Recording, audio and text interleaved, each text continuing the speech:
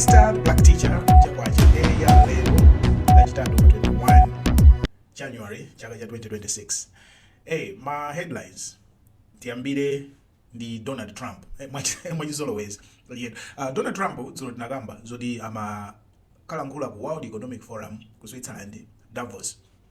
Anapita kumeneko ndipo monga mmene tinagambira kuti zinthu zokhuzana ndi Greenland sangalephera kulankhula chifukwa padakali pano chimene akulimbira ndi chimenechi. Ndipo akungobwebweduka. Donald Trump wanena kuti sabwerera mbuyo, there is no going back on Greenland. Akuti there is no going back. Iyeyo basi apanga zoti atenge basi Greenland no matter what. And dzulo of course ku Greenland tinanena kale kuti kuli American base, kuli base yokhazikika ya America. Alikale ndi mgwirizano pakati pa Greenland, pakati pa America ndi Denmark. Moti kuli base ya America kumeneko. Ndipo dzulo America inatumizako ndege za nkhondo. Kunafika ndithu ma fighter jets ongobwera kuzafika pa chilumbapo. I don't know kuti was it just a show of force kuyesa zida.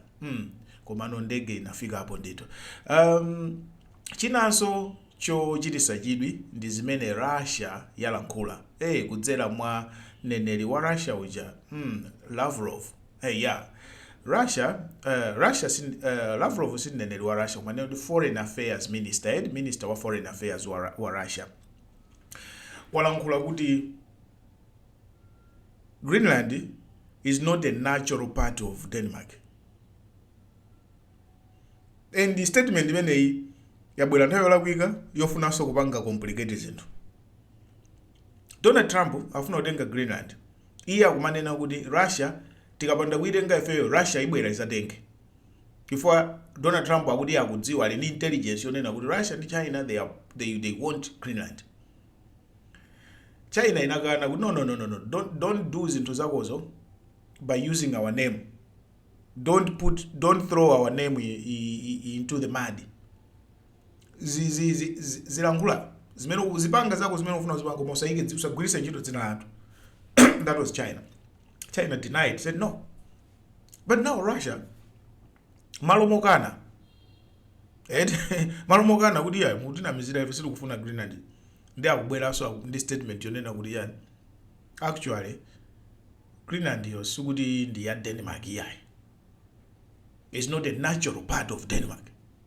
Meaning kuti they also contest kuti Denmark owns Greenland. I don't know whether kulankhula kwadala kuti anthandize zawo Trump. Chifukwa Russia ndi Trump ndi pachibale. Americans nobody screwed. President wao ni nzake wa Putin. No matter what, kuti history or politics zimaenda bwanji koma Trump ndifake ma Americans ena amanena kuti Trump uja ndi plant ya Putin. Putin ampanga ama support Trump kuti abwere mfwa mazo Trump aisokoneza. America aisokoneza Europe. Anyway,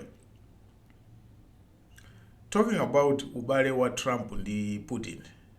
Trump yemweyo wapanga announce part 2 ya Gaza ceasefire. Second stage ya Gaza ceasefire. Ndi akupanga Trump akusankha anthu akuti committee ya peace ku Gaza. And wapanga nominate Putin kuti akhale nawo mu committee. Modi Russia inapanga confirm kuti yalandira president wao alandira invitation yoti akhale nawo member wa Gaza peace head. Very complicated because it's against my beliefs anthu mene anthu amaonera ndale mene anthu amaonera anthu but Trump is doing something that is extraordinary, and many people are struggling to deal with Trump. Yet now let's move to Burkina Faso. You remember tinapanga kava nkhani imeneyi yokhuzana ndi Burkina Faso yonena kuti anthu ena ankafuna kulanda boma la Burkina Faso ndipo ankafuna kuchitira chiwembu president wa Burkina Faso yemwe ndi Captain Traore.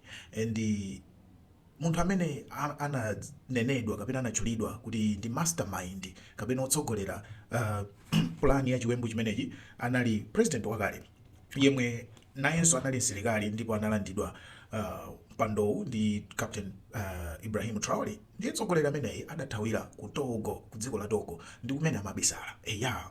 Ndiye chichitikire nkhani imeneyi anthu ambiri amene amapangidwa accuse kuti amagwira ntchito motumikira president wakale ameneyi anamangidwa. Ndiye latest news sopano ndizonena kuti boma la Togo lamanga ndi kutumiza ameneyi mtsogoleri wakaleyi kumutumiza ku Burkina Faso kuti akazengedwe milandu. Ngakhale boma la Togo lamanga, milandu yomwe yatchula pa munthu ameneyi palibepo mulandu opanga ploti kapena opanga plani kuti alande boma la Burkina Faso. Komano amutchaja milandu yosiyanasiyana kuphatikizapo milandu yochita ziphuphu, corruption, komanso milandu ya money laundering, kuzembetsa ndalama. So munthu amene wamangidwa watumizidwa ku Burkina Faso moti pano ali m'manja mwa apolisi aku Burkina Faso. Yedu nkhani ndi imene sitikudziwa kuti zimuthera bwanji. Komano Captain Traore wamugwira munthu yemwe amanena kuti amafuna kukonza chiwembu chomupha Captain Traore. Zikoma kwambiri. Imene ndi latest yomwe ndapereka chifukwa chonena kuti it's a follow up story.